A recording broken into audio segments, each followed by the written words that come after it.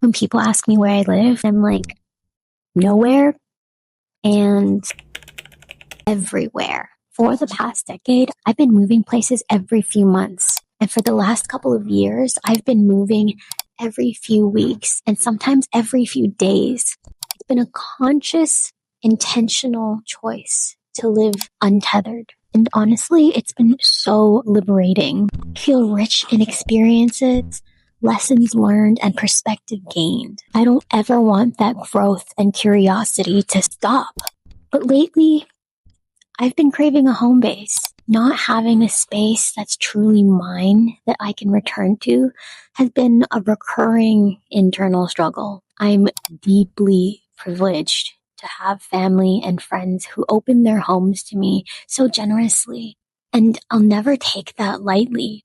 But at the end of the day, it's still not my space. Same goes for house sitting and pet sitting. Incredible, incredible opportunities, but temporary by nature.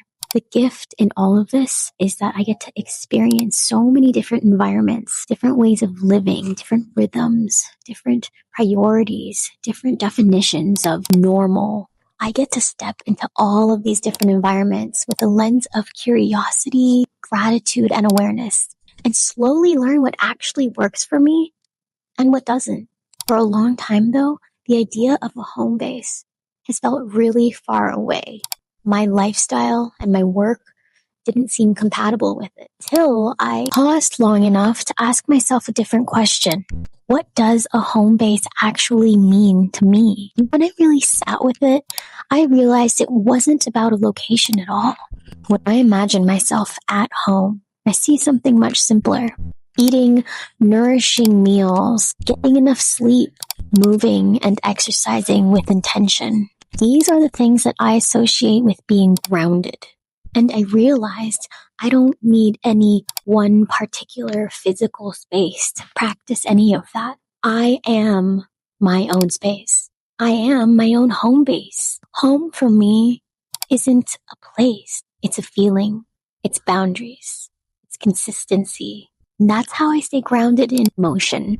A lot of my energy either goes into preparing for the next move or recalibrating from the last one. But if I can sleep, eat, and move, I can feel at home in my body wherever I am, no matter where I am. In the last year alone, I've probably spent about 20 nights sleeping on airplanes or sleeping overnight at airports. Airports always seemed like purgatory to me. The in-between, high stress, high excitement, high exhaustion, so many energies crossing paths all at once. And historically, this is where my routine completely falls apart. When I'm in transit, food options are limited. In an ideal world, I'm eating whole foods, home-cooked meals, locally sourced, high protein. But access to a kitchen and fridge are rare when constantly moving.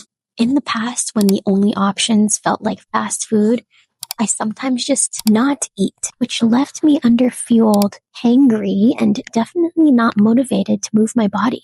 So now I'm practicing curiosity instead of assumptions, looking at what's available and making the best choice I can. Not the perfect one. Sleep is the hardest one. Sleeping in airports means noise, lights, announcements, and staying alert. Finding a quiet corner with low traffic helps a lot, even if it's just for a few solid hours. Staying with friends and family is a huge upgrade from sleeping on airport carpets, but it comes with its own balance, honoring their routine while also protecting my need for rest, at least 10 hours for me to feel at my best. I don't know if I need more sleep than most people or if everyone else is just wildly sleep deprived. Either way, I've learned that everything in my life works better when I protect my sleep.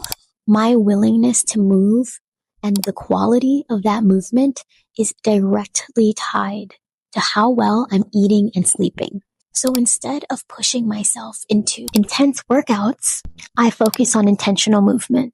Walking terminals, stairs, stretching, finding a quiet corner and giving my body what it needs in that day. Nothing fancy, just consistent.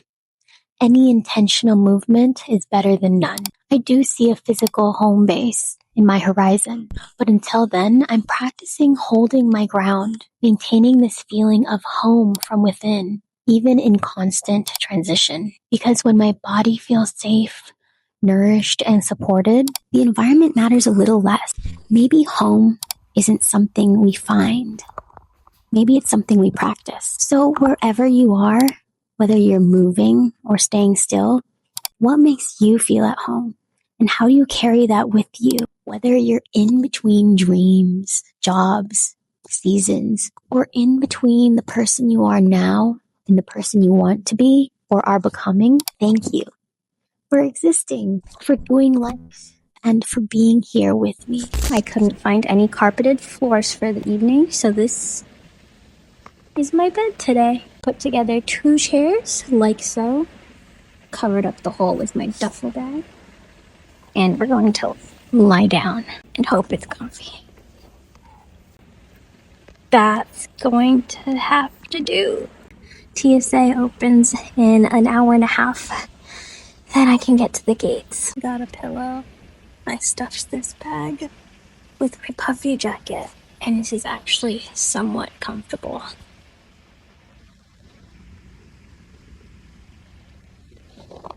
Now, good night.